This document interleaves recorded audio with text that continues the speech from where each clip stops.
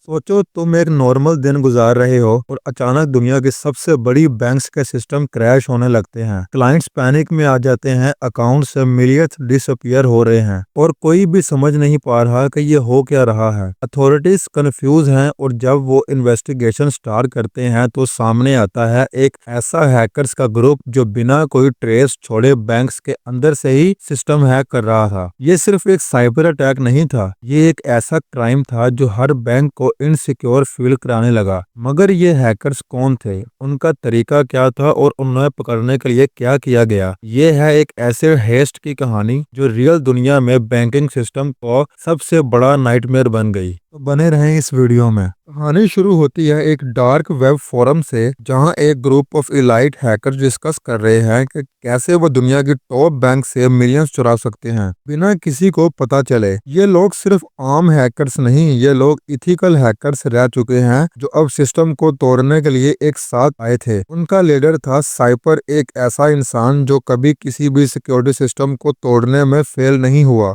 साइपर और उसकी टीम एक ऐसे तरीके की प्लानिंग कर रहे थे जो हिस्ट्री में पहले कभी नहीं देखा गया। साइपर के साथ चार और हैकर्स थे। पहला जो था शैडो, जो एक मास्टर मैनिपुलेटर था और सोशल इंजीनियरिंग में एक्सपर्ट था। दूसरा गोस्ट, जो एक एआई और मशीन लर्निंग एक्सपर्ट था और साइबर डिफेंस सिस्टम को इजीली बाईपास कर सकता था। तीसरा था नियोन, एक क्रिप्टो करेंसी और फाइनेंशियल ट्रांजैक्शंस का गुरु। और चौथा था वोटेक्स, जो वर्ल्ड वाइड सर्वर्स को एक्सप्लॉइट करने में माहिर था। इन लोगों ने पहले एक प्राइवेट चैट रूम बनाया जहां वो सिर्फ end to end encrypted communication use कर रहे थे। हर एक मूव केयरफुली प्लान था। पहले वो बैंकिंग सिस्टम के फ्लॉज को आइडेंटिफाई करने लगे। एक साइबर एस्पोनेंट ऑपरेशन स्टार्ट किया गया जिसमें शैडो ने मल्टीपल बैंक एम्प्लॉयज को टारगेट करना शुरू किया। उसने उनके सोशल मीडिया अकाउंट्स को हैक किया, उनके पासवर्ड्स और हैबिट्स को समझा और powerful social engineering attack plan किया। एक मशीन तक ये टीम सिर्फ प्रिपरेशन कर रही थी, वो सिर्फ एक बैंक नहीं मल्टीपल बैंक्स को टारगेट करने वाले थे ताकि ट्रैक होना मुश्किल हो। साइपर का प्लान था कि वो एक स्पेशली डिजाइंड मालवेयर डेवलप करे जो बैंक के ट्रांजैक्शंस को मैनिपुलेट कर सके बिना किसी को पता चले। साइपर और उसकी टीम ने पहला अटैक किया एक बड़ी यूरोपियन बैंक को। उनका तरीका सिंपल था, सोशल इंजीनियरिंग और फिशिंग अटैक्स के थ्रू वो इंटरनल स्टाफ की डिटेल्स ले रहे थे। एक दिन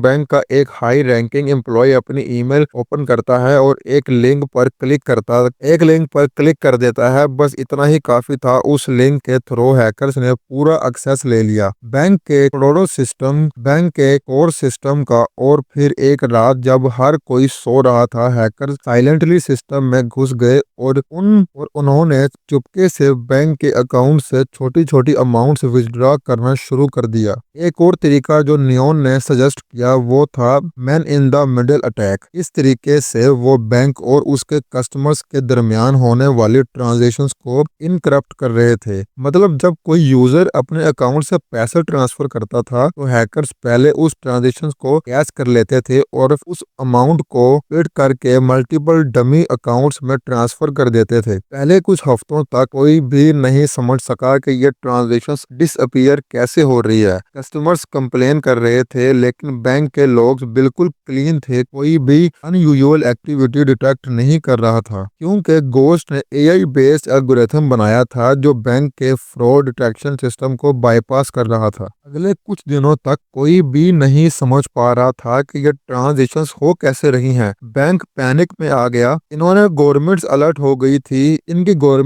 हो गई थी और मीडिया में स्पेकुलेशन हो रही थी कि ये एक इनसाइडर जॉब है या किसी साइबर माफिया का काम। जब एफबीआई और इंटरपोल ने केस लेना शुरू किया तो एक शॉकिंग चीज सामने आई। ये सिर्फ एक बैंक का अटैक नहीं था, हैकर्स ने एक ही तरीके से मल्टीपल कंट्रीज के फाइनेंशियल इंस्टीट्यूशंस को टारगेट करना शुरू कर दिया था। एक और शॉकिंग डिस्कवरी ये थी कि हैकर सिर्फ पैसे नहीं चुरा रहे थे, वो बैंक्स के कॉन्फिडेंशियल कस्टमर डाटा को भी लीक कर रहे थे और डार्क वेब पर सेल कर रहे थे। ये एक ग्लोबल फाइनेंशियल क्राइसिस बन सकता था। एफबीआई और यूरोपोल ने एक जॉइंट टास्क फोर्स बनाई ताकि इन हैकर्स का पता लगाया जा सके। इंटरपोल के cyber security expert agent Robert Sinclair ने इन्वेस्टिगेशन स्टार्ट की। उसने देखा कि हर अटैक का पैटर्न एक जैसा है और वो डार्क वेब फोरम्स को मॉनिटर करने लगे जहां कॉन्फिडेंशियल बैंकिंग डाटा सेल हो रहा था।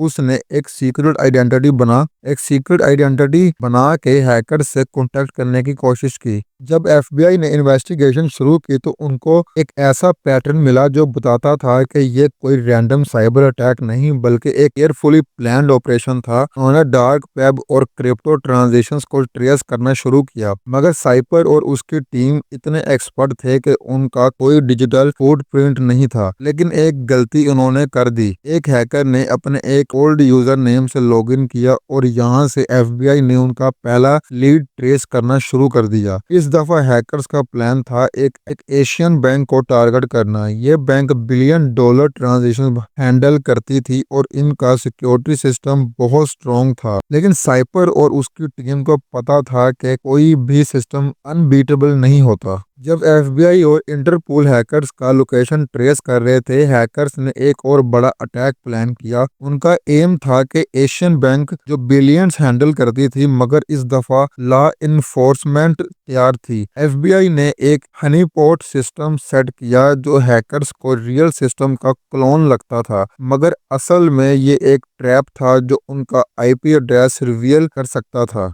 जब साइपर और उसकी टीम इस सिस्टम को ब्रीच करने लगी, उनका एक छोटा एरर लॉ इन्फोर्समेंट को उनका एग्जिट लोकेशन ट्रेस करने का चांस दे गया। एक ड्रामेटिक रेड के बाद साइपर और उसकी टीम एक सीक्रेट हाइडआउट से पकड़े गए। उनका जो प्लान एक मास्टरमाइंड हेस्ट का था, वो उनके अपनी छोटी सी गलती की वजह से खत्म हो गया। कोर्ट ट्रायल्स में ये सब हैकर्स एक्सपोज हो गए और दुनिया के सामने आए। कैसे ये सिर्फ एक साइबर हेस्ट नहीं बल्कि एक पूरी फाइनेंशियल सिस्टम को चैलेंज करने वाला मिशन था। अगर ये वीडियो पसंद आए तो प्लीज लाइक करें और चैनल को प्लीज सब्सक्राइब करें। मिलते हैं एक अगली न्यू वीडियो के साथ।